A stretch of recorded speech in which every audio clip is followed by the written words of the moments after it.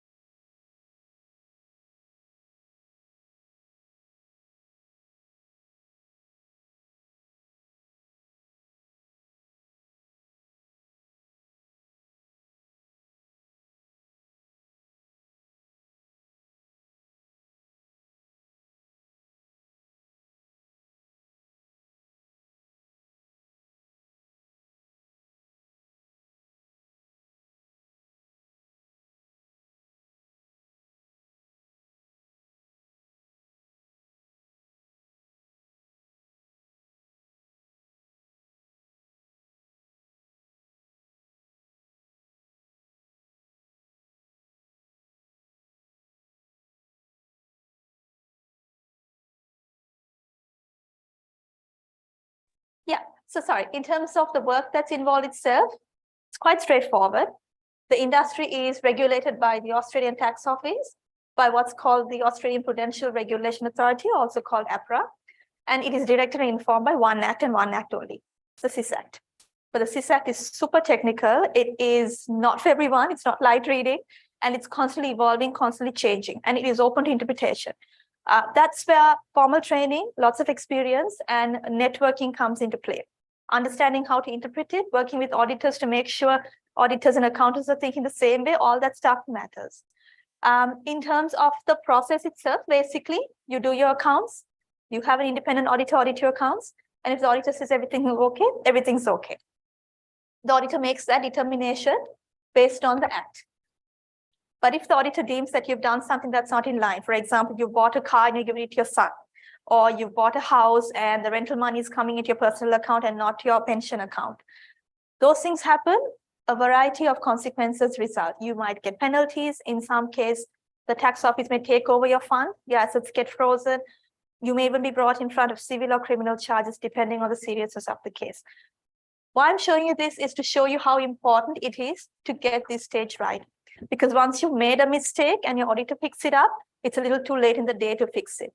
But if you've got a solid accounting system and a solid processing system, this is a fantastic way to make sure that your money is safe and you retire in peace and the government doesn't get involved. So lots of opportunity, but interestingly, the rate of accounting firms that are growing in this field is at a decreasing rate compared to the rate at which this industry is going. And there's a very specific reason why. Famously high staff turnover in this industry. Now you can link this back to the fact that a lot of new graduates, millennials, don't like the nature of this work. It's repetitive, it's monotonous. They get bored after about a year or two of doing the same account processing. So they quit. which brings the second problem. Like I said, it's a very technical field. So there's a lot of training and a lot of sort of resources that's put into getting these graduates up to speed. There's a huge opportunity cost when they leave. And the accounting firms are left with, not trying to figure out how to sort of get someone back in, train them up to speed, especially if they leave in the middle of season. And the third one is cost and idle capacity. An average Australian graduate commands about 40 to 50,000 Australian dollars in salary at the moment as a starting salary every year.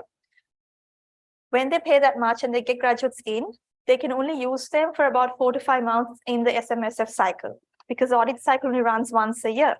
So there's a lot of idle capacity with graduates who are hired just for SMSF accounts processing. And this is a problem that's been going on for a while now. It's not a new thing. It's been sort of plaguing the industry. There's been a lot of conversation about how to get through this. In fact, when I was researching my business idea, there were other problems as well, but these are the three that kept coming back, and they said, we're not really sure what to do with this because we need trained staff, but we also need to make sure it's cost effective. But no one was willing to take the jump and go into an outsourcing model for a couple of reasons. One, they weren't really convinced that, someone outside of Australia could be trained to that level. They weren't sure anyone would understand the intricacies of the industry. But then COVID happened. And whether we liked it or not, we were all faced with the reality that you can't have people in seats anymore. Everyone's working remotely. And a couple of other things happened as well. One, this survey came out, which really changed the way a lot of Australian firms thought about how they ran remote work. And the second thing was cost re-engineering. It became front and center in every strategy meeting. Was it really worth holding real estate in CBDs that were now shut down with no one going in there, but rents were still going in? Even those who had a rental moratorium period knew that at the end of the year, they'd have to pay this rent.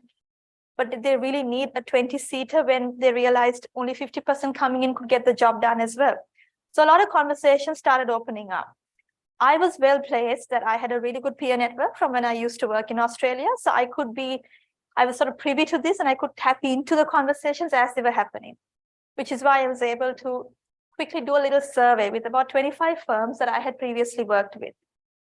I asked them pretty straightforward questions. I was trying to understand, what do you want?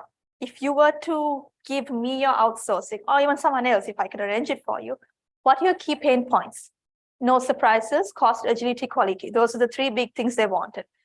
Cost was top of mind for everyone. Generally in this field, it is quality that's top of mind. But because of COVID and how the landscape had shifted, everyone was really keen on cost savings. When I say agility, I don't mean speed alone. I mean the ability to sort of read what's happening in the market, learn the new technical changes, and sort of adapt practices quickly. And third is quality of work. So audit readiness basically means, are my accounts ready for audit at any period of time? If an auditor shows up randomly, are the accounts ready? There should be no audit fatigue or any time spent reworking anything. And turnaround, speed of jobs. So out of the 25 firms I spoke to, they were all at various levels in terms of working with BPOs. Some had considered, some weren't working at all. Some were working with BPOs for non-super fund related work. So the three qualitative things that they all said was, look, we're looking for digital solutions because we've missed the boat. And until COVID-19 happened, we didn't realize we had this huge gap in terms of, being digitized and, transforming. We want to work with someone who can communicate with us effectively. We want someone we know. We want a relationship with the person we're working with. Because they were already working with BPOs in Vietnam, in Philippines, in India. But what they found was that they had to train the BPO owners or the BPO managers on how to do the work the way they wanted it done.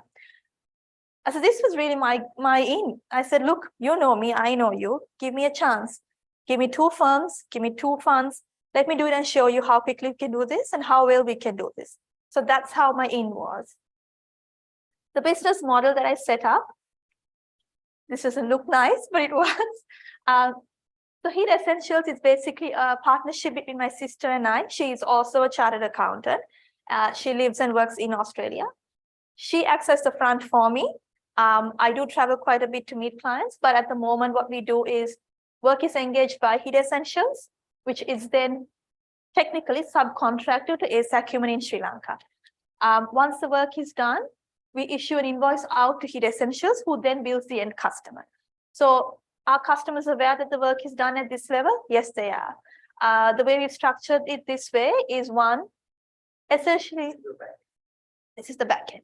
And this is what my whole project was about, starting this and running it. To be quite frank with you, the way I did it this way was because around the time I started this was when the forced conversions were happening in our banks. And I wasn't ready to bring any Forex in at that time for it to be forced converted at a standard rate. So I did it this way so I could hold that money and bring it in when the rules were a little bit better and when we had more stability in terms of how our Forex is going to be treated, which essentially happened, I think, from about 3 to 4 months after we started this. I was able to bring my remittances in and I let market forces determine the conversions. That was fine. In the interest of time, I won't take you through this, but basically I adopted a lean startup model. This was actually based on Dr. Travis's advice as well. I found that learning through iteration, being able to course correct during the course of business itself is probably the best way to go about this because I knew the clients, I had some space to play. And I also felt that, like I said, what I was doing was novel. Everyone, Haley's, Cloudforce, Weevil, there are some really big players who are doing this exact same thing. So what I can offer them is really the communication, is having that line of conversation saying, let's work together. Let's try and fix problems together as a team so that the accounting firms in Australia don't see me as just a service provider. They see me as part of the team, you know, so that was sort of the thing I was trying to build with them. Feasibility analysis, there are only 2 key areas that I was concerned about. From a technical and production feasibility, internet connectivity is a huge concern for me at the time. If we were going to work remotely, I needed to make sure that we could be live and we could be responsive all at the time that was needed in Australian requirement. Hardware and software acquisition, there were 2 problems. Hardware, I was essentially nervous about. At the time of drawing this plan up, I had envisioned that I would employ about 3 to 4 full-time staff to run this operation.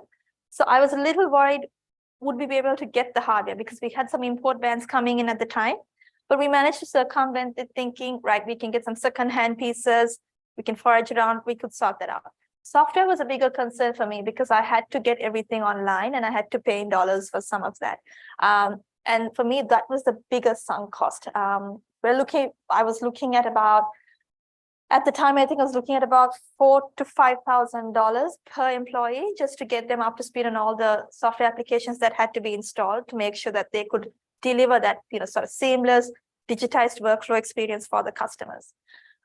In terms of financial feasibility, Forex earnings, how we could bring that here, how we could park it and then use it to pay for these things was a big concern because of 1, forced conversion, and also 2, without going into detail, that was a difficult time to bringing Forex into the country. Estimated funding I needed at the time was about $1 million in my estimate, which I had in terms of personal savings, as well as my parents are willing to lend me some money at the beginning. And I set a target to be profitable within the first 4 months of starting the operation. My marketing feasibility, basically I did a market gap analysis, which was the survey results that I showed you previously. I also conducted a pestle analysis to understand the political layout, the economic, social layout, the technical layout, which I covered in the technical feasibility, environmental, ethical, and legal analysis. It was an interesting time to do this because we were smack bang in the middle of COVID. So there was a lot of uncertainty, but I think the challenge was also to sort of say, right, when the dust settles and once the smoke blows over, what we're going to be left with is a very different business landscape. How do we navigate through this? How do I build this business, however small it might be in size, to future-proof it so that we can still get on with what we're trying to do? I didn't want my business to be a COVID solution. Do you know what I mean? That was my biggest concern. I didn't want accounting firms to start working with me and then 2 years down the line sort of say, thanks for your help, but we've got this from now. So a lot of that went into proposing what my unique value positioning was as well. It meant a lot of travel. So in that first year, there's been a lot of costs, but I think well worth, because we're now really well placed. We've leveraged our position, my previous working relationships, and also the ability to deliver during COVID has held the business in good stead. This is a sort of an analysis we did as part of the Viva. I've just kept it here because it gives you an idea of what we were trying to do. So if you start from create, I was trying to create a seamless digitized workflow. So basically the work that comes from the account, because this is completely paperless. That's the other thing, right? I should say there isn't a piece of paper in our office anywhere. Completely paperless, everything is digitized. I wanted to create consistent quality, consistency being the key word, and I wanted efficiency. So when I say efficiency, I went to the real core sort of definition of efficiency. I wanted to be able to give as much output as they could with very minimal input, which meant absolute process excellence. So I've been savage with process. We're constantly mapping process chains out. We're constantly taking non-value adding creations out, looking at core value adding points and trying to see how we can sort of move things around. And interestingly, I've been forced to look at that quite a bit because of some of the concerns I've been having with getting the right talent in Sri Lanka. I've had to really rethink what parts of the process we can do here and what part we've had to navigate out. So more on that a little later.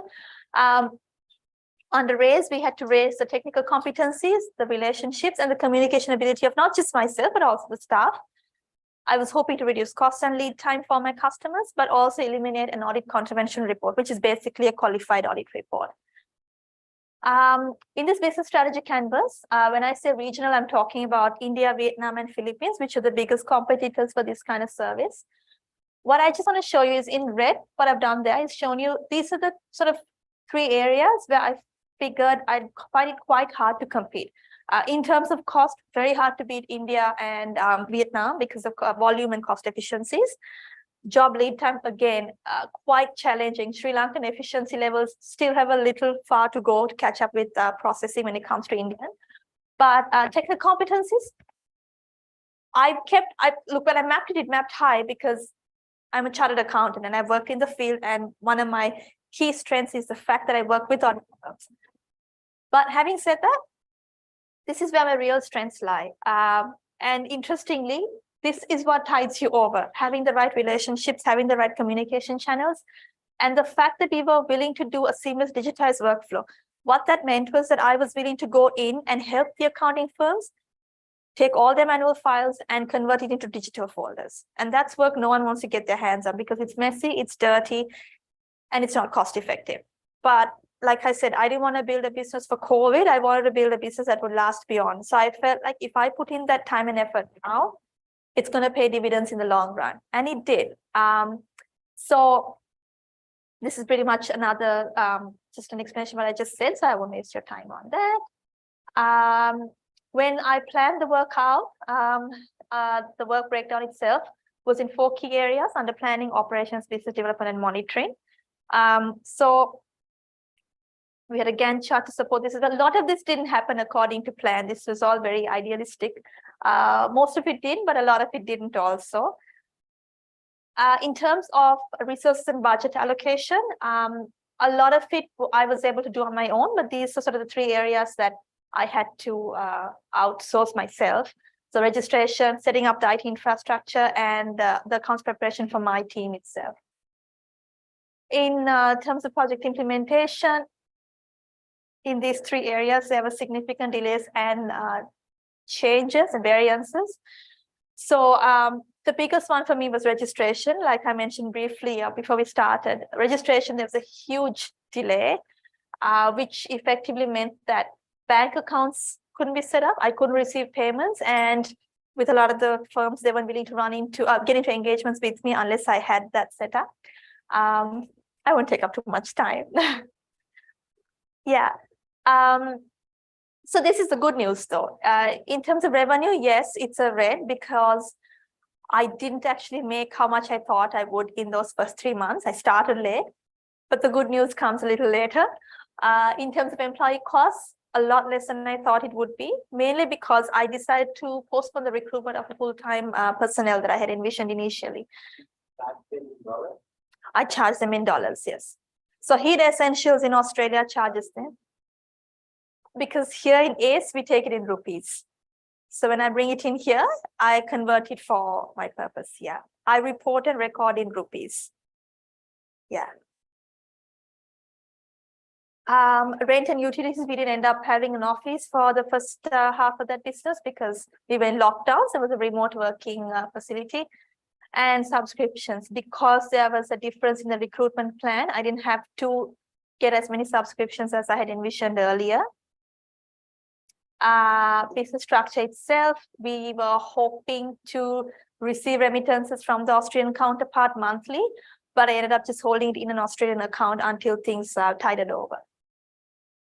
So this was my P&L from 1st November to Jan 31st, which was the period we did our Viva for. I made revenue of 500,000, and I made a total comprehensive profit of about 461,000 in those first 3 months.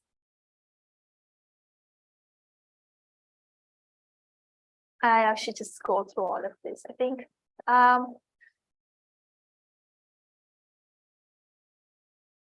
Can I go back, please? I just want to oh, okay, sorry, thank you. So I just want to draw your attention to this. So this was actually in conversation at the time of doing my Viva, and it's something I was sort of mentioned to Dr. Travis as well. We had a really big challenge in getting the right talent in Sri Lanka because there's a huge brain drain. I also found that a lot of people who did come to interview, the second or third question would be, if I take this job, will it help me migrate in a year or two? And that was a concern for me because I was going to put in a lot of time and effort training, and I wanted sort of the people we were talking to be passionate about what we were going to do. But I think it's also important not to be too idealistic with these things. You have to understand where people are coming from as well. And as a processing business, I think it also pushed me to change and sort of relook at how we were setting the business up. One of the sort of input that Dr. Travis gave me was start looking at graduates who are still in university, who are in their final year. If they can come in and do repetitive work for you, just pay them on a cash flow basis, get that work flowing. So that's one thing we ended up doing. And the other thing is, now when I have a candidate come in and tell me, you know, can I migrate in 2 years? Will I meet new firms if I do this? I've said, yes, you can. And that's fine. And what's that pushed me to do is I've had to set up the workflow so that it's not person dependent, it's process dependent. So no matter who comes in, they can just pick it up and do the work with the right minimal training.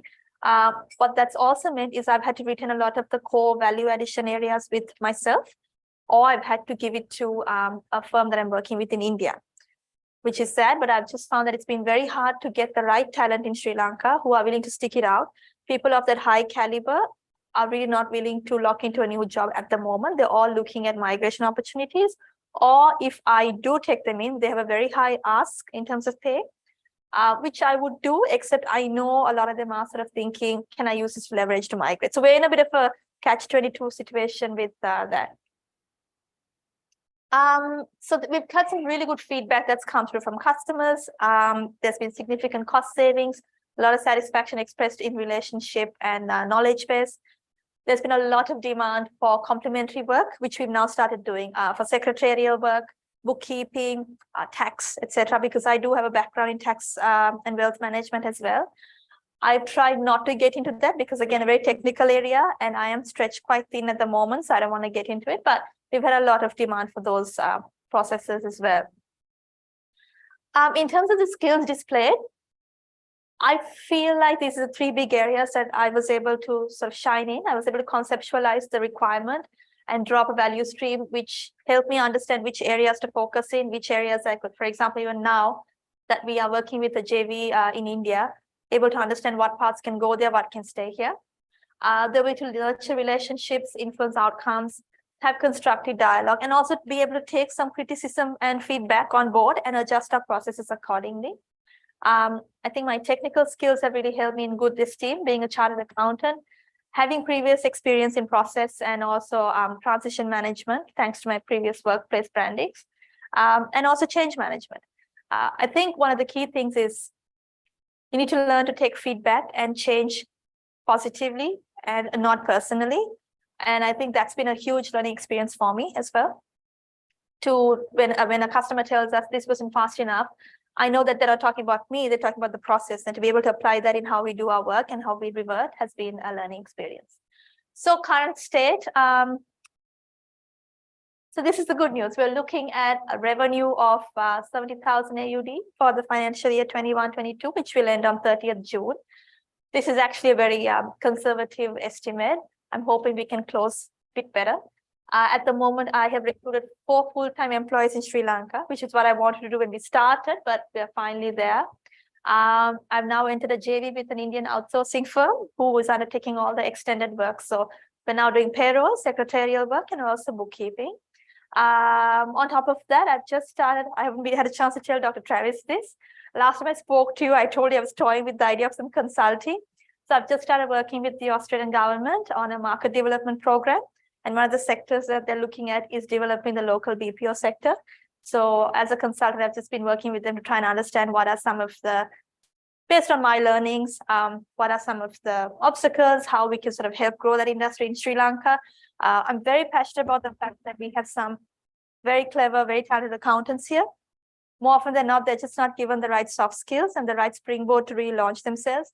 And if our government isn't willing to step forward, hey, let's take the help from whoever will, right? So, so that's where we're at. Sorry if I went over time, but thank you very much. Because I'm the only one. Thank you. Thanks. Can I?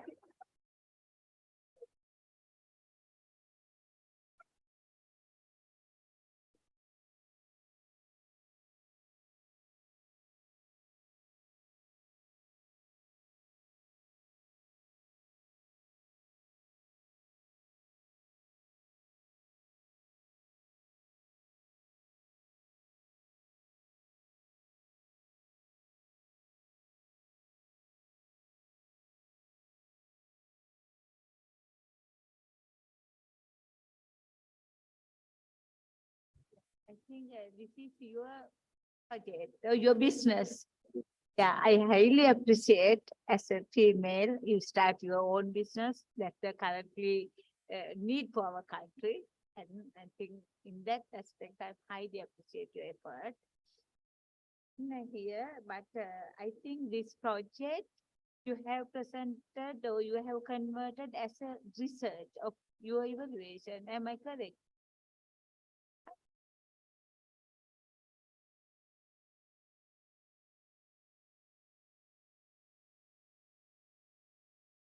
This paper is part of your right, but here, you have very good knowledge about your project and your research. I found out about it, but here we evaluate. I will give comment based on this, right? Okay, but I think you have explained a lot of things. It's no argument, but here the thing you have analyzed and you have shown gap. Right, gap analysis, but here you have mentioned only market. But what about other aspects of analysis? How do you identify the gap? Sorry. Yes, Professor. So for me, I felt that the key gaps were going to be in terms of technical and the market itself. Those are the two areas I focused on. So technical, as I explained, for me, I felt that the provision of internet, the hardware, software, that would be the biggest sort of tangible gaps that I could foresee. And the market gap, yeah. But here you are highlighting the market. Yeah. But the actual purpose of this project? Sure. So the real purpose was to serve a very niche market. What I found was that there's a lot of accounts processing that happens in the industry, but there isn't any that really focuses on one industry, one specific area, which is this pension fund area, which requires a lot of technical know-how and a lot of repetitive work. And it's very, very sort of, not everyone can sort of plunge into it. You need to have the right background, the right training, and the right learning attitude to do it.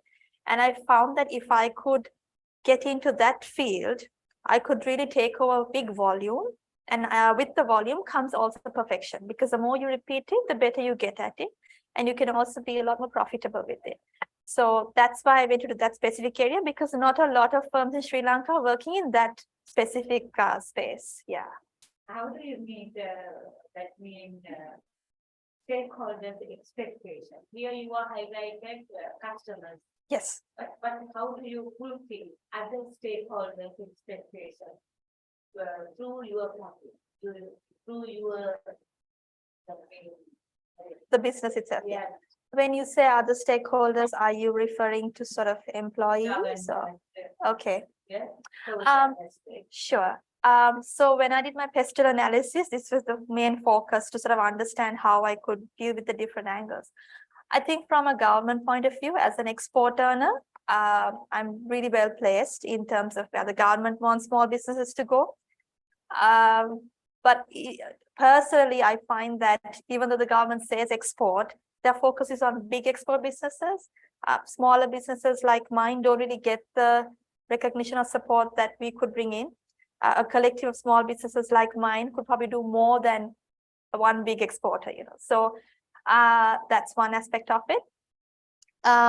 We have been given tax-free status, but that is of course changing, and I think that's actually quite fair.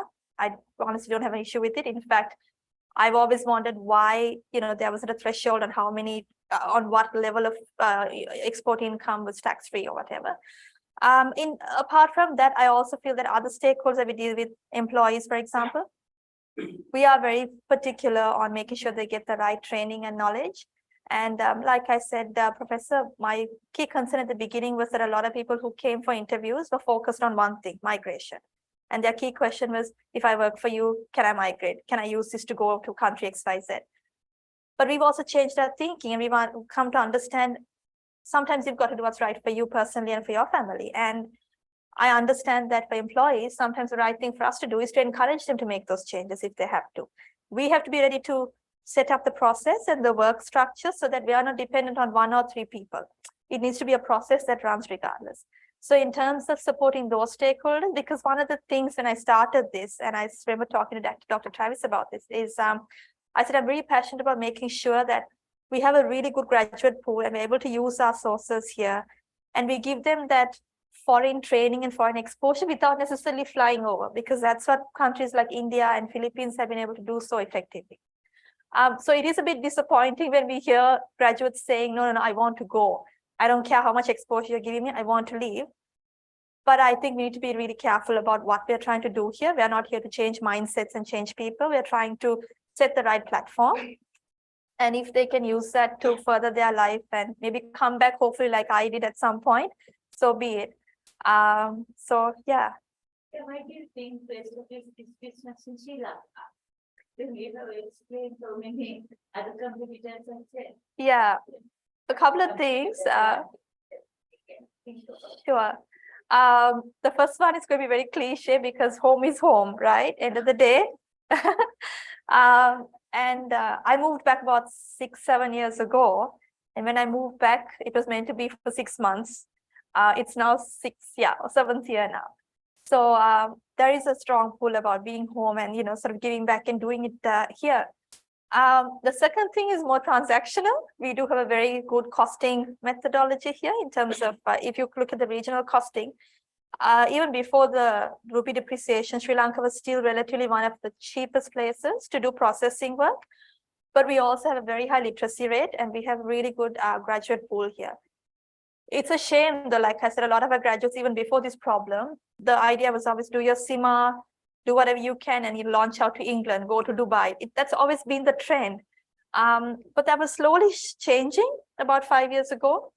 And I was really positive about being able to leverage that. And I always kept thinking, if I can find the right sort of launch pad, if I can manage my risk appetite, this would be fantastic to launch in.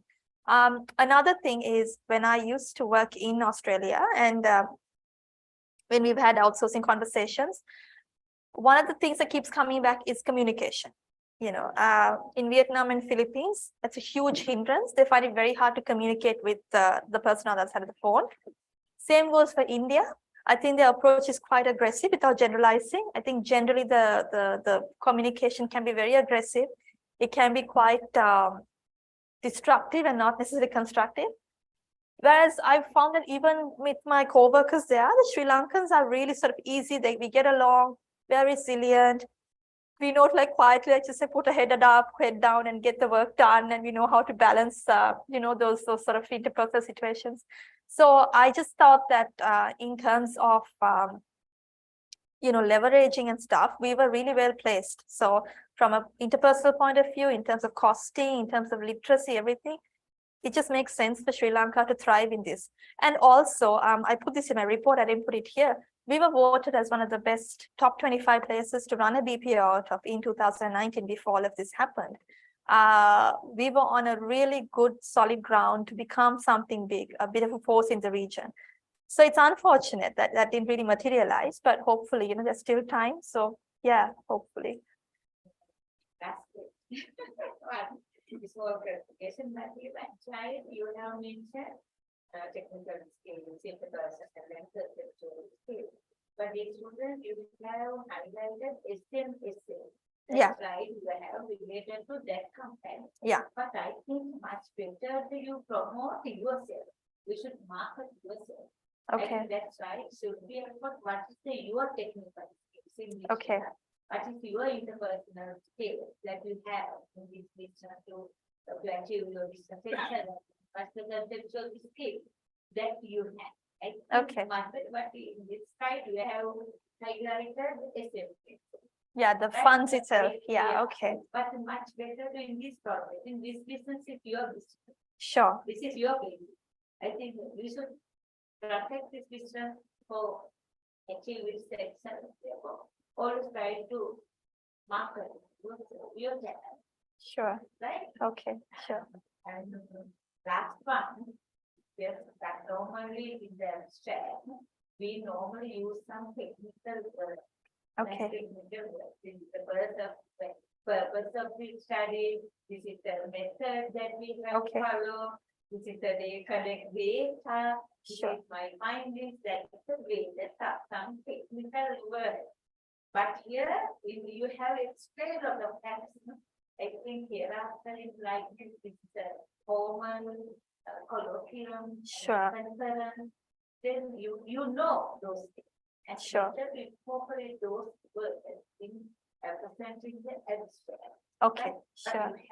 you know that is not a thing for you, but I think much better. Right? Sure. I wish all the my art is the biggest. Thank you. Thank you very much. Thank you. I really appreciate it. Thank you, Professor. Thank you. Thanks.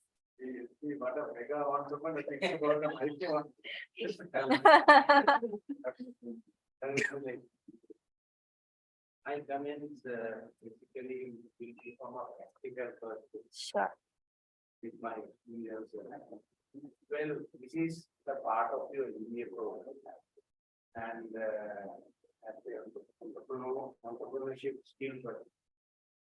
That is why you mentioned the skills that you gain in this project as conceptualization, interpersonal, technical. There's some important thing in missing. So if these are entrepreneurship, 70% of startup businesses cannot survive beyond the first 2 years. There are empirical evidence. 70% startups Sure. cannot survive beyond first 2 years. Next hurdle coming in when the enterprise reaches into 25. Okay.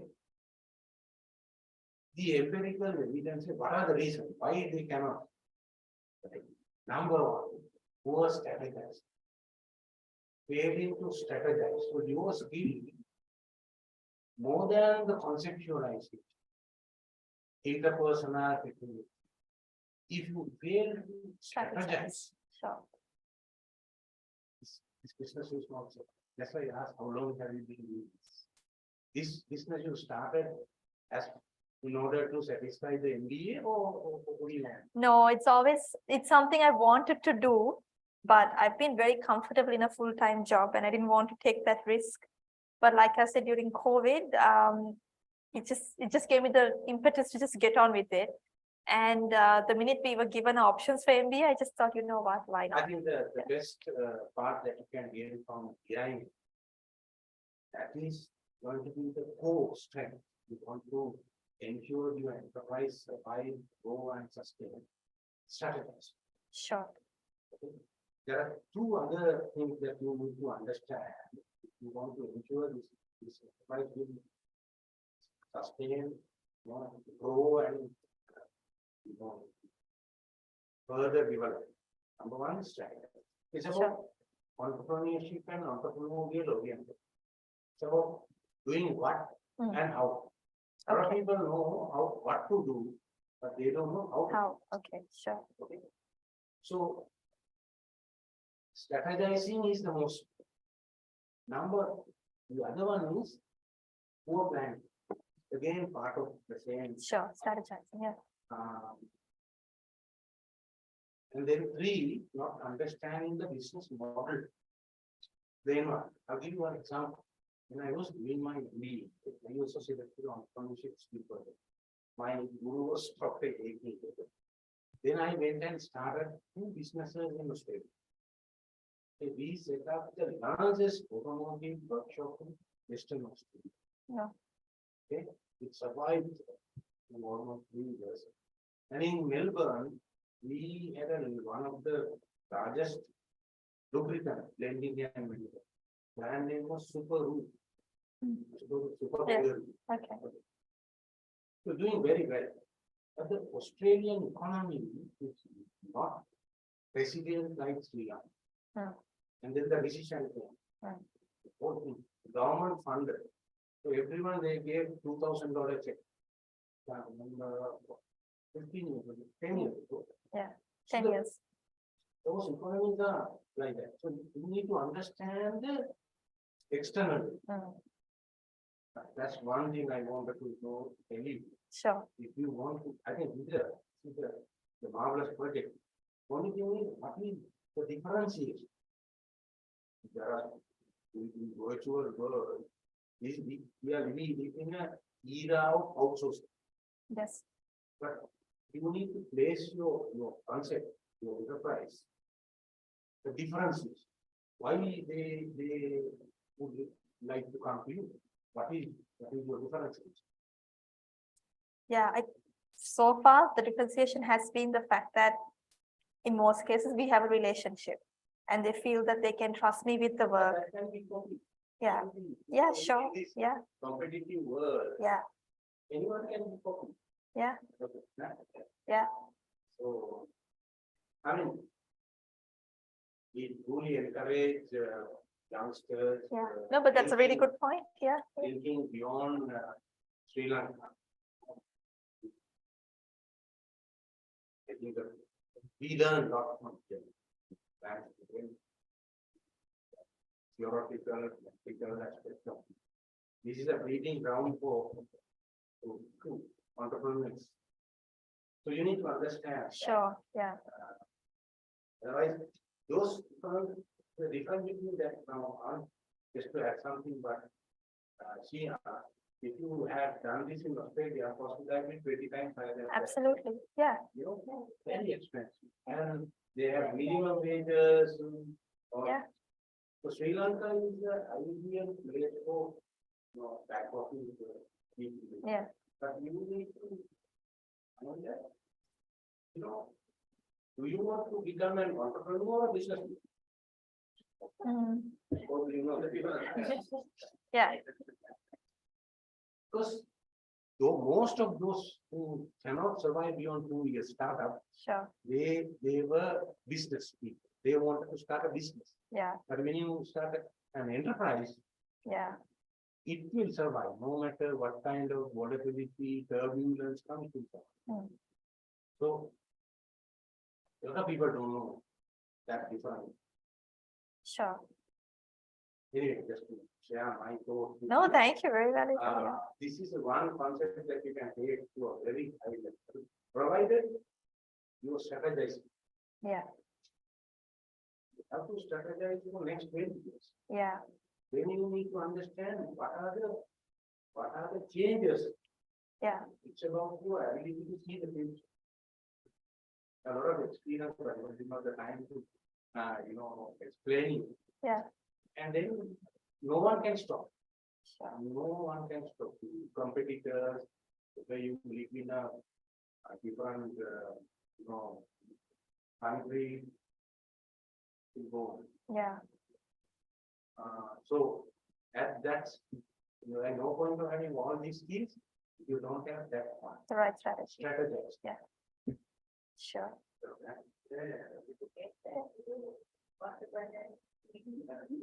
We are maximizing self-interest while achieving social well-being.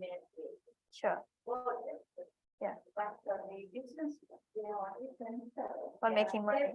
Mm. Rather than concern social well-being. Try one day, try to. You have to have a big idea, start small, Yeah. but scale fast. Yeah. The difference between, example, entrepreneurs create paths, After that, innovation, businesses just follow that. Mm. innovation, always, it's innovation. Everything. Sure. Thank you. Yeah. So one of the things, yeah, Academic expert,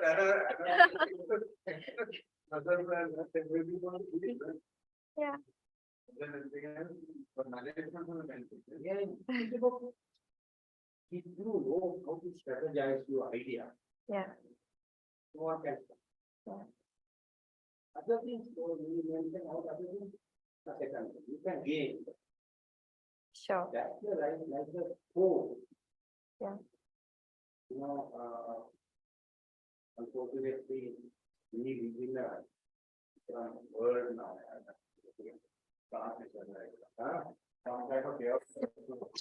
We call it a border. Okay. You know, this is like move up, what is the organization? Call it border. Okay. You tell us passport.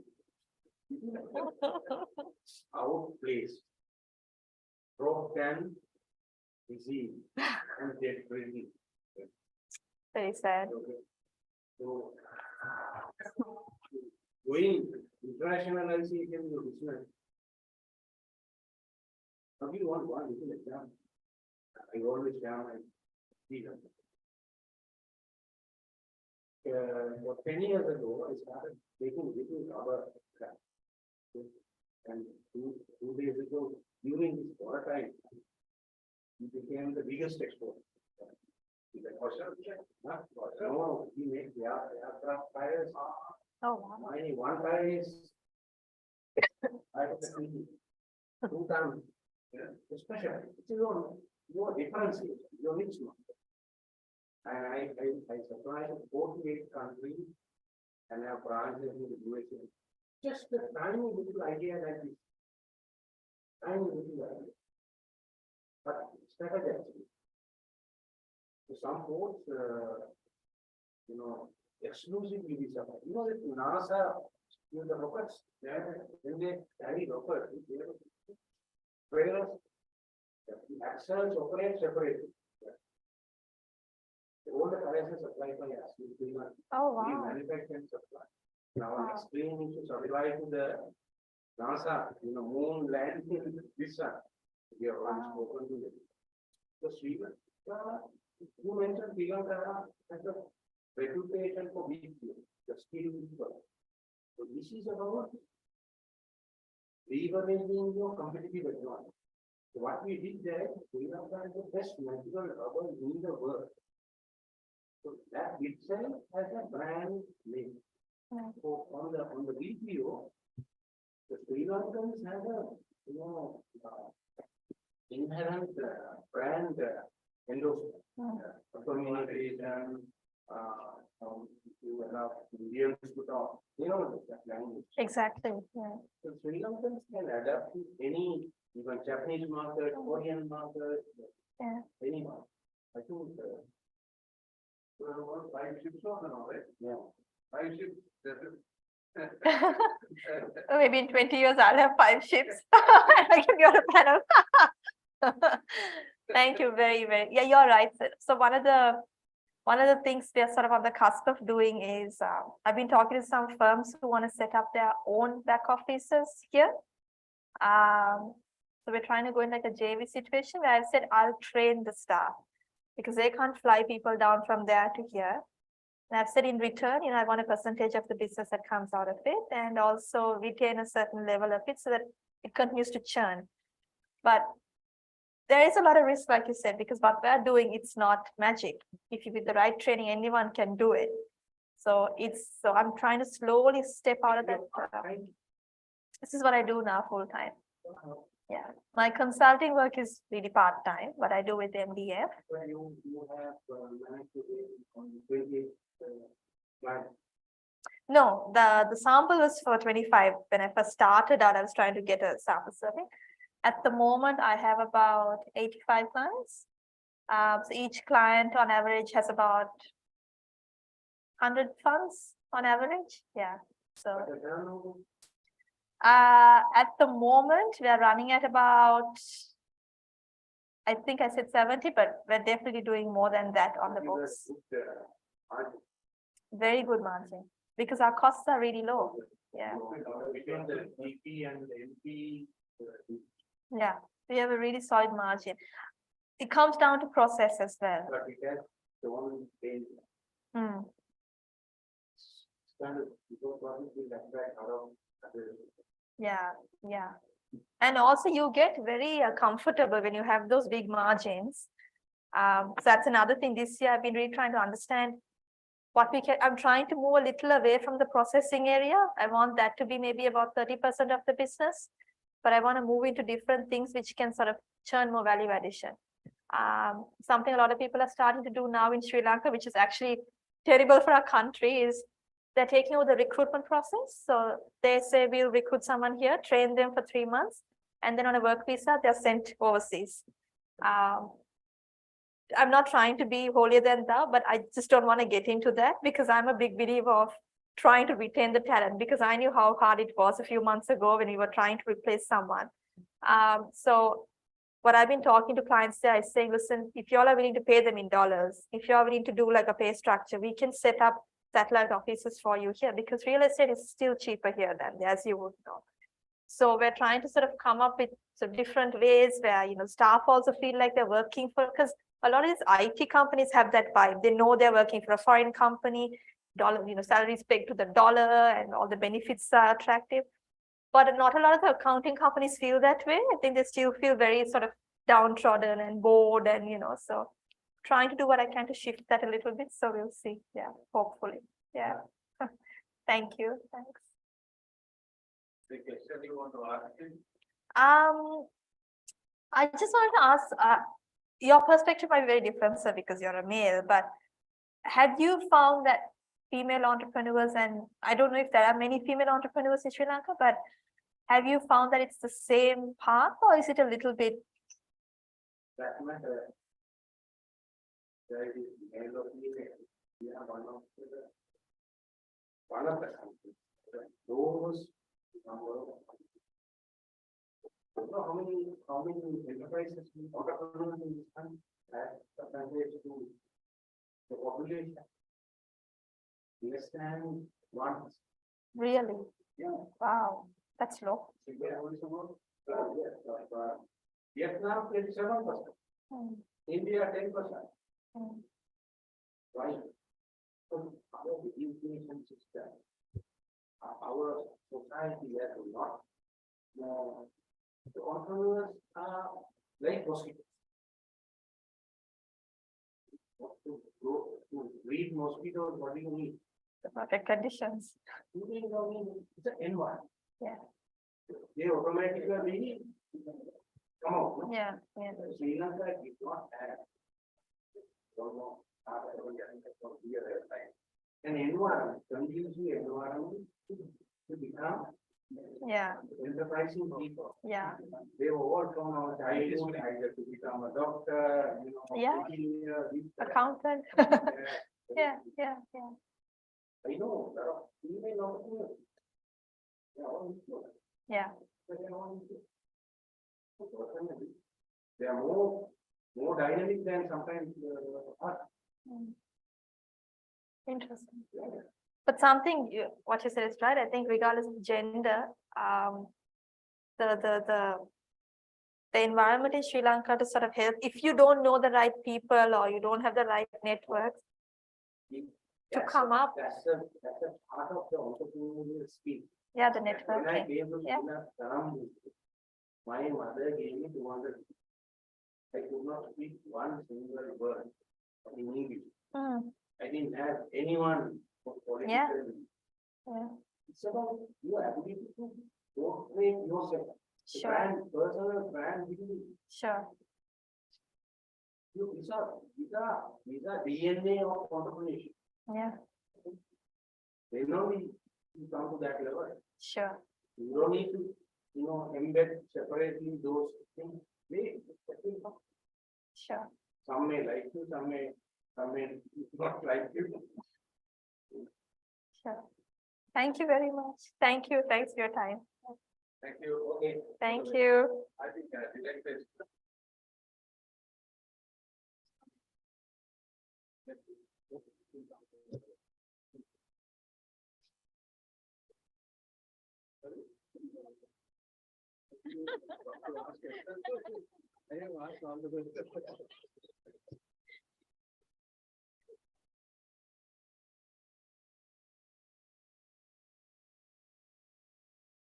The next one.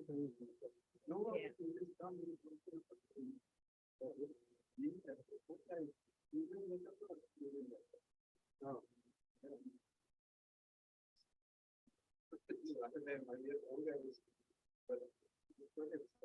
Yeah, I also know.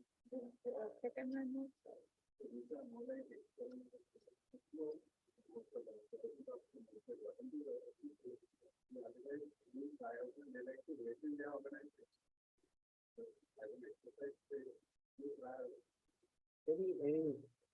Any particular reason that the prompted to start a business to become an entrepreneur?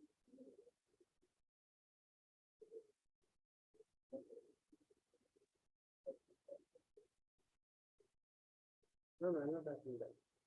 Yes, historically, the start of my study. Your father. Do you have any?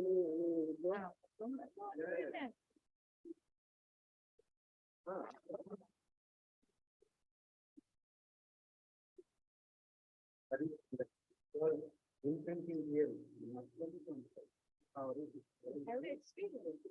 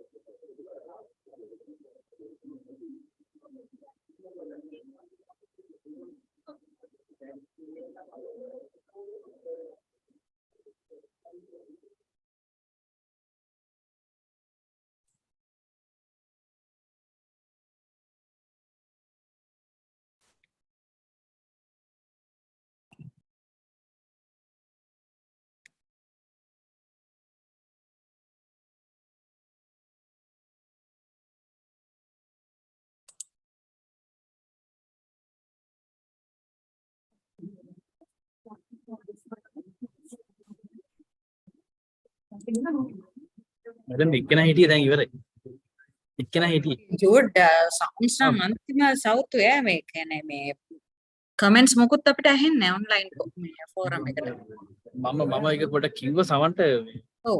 මේ මෙතනින් මේ කියන්නේ mics පොඩ්ඩක් mic එක අර මෙතන මුළු panel එකටම එක මයික් එක දාලා තිබ්බා. අනේ මන් වුණාද? totally blank නෑ මේ ප්‍රසන්ට් කියන දේ ඇහෙනවා. කමෙන්ට්ස් මොකුත් ඇහෙන්නේ නෑ. ඊට පස්සේ මොකද්ද වීඩියෝ එක අර blank chairs වලට ફોකස් කරලා we don't know what's going on.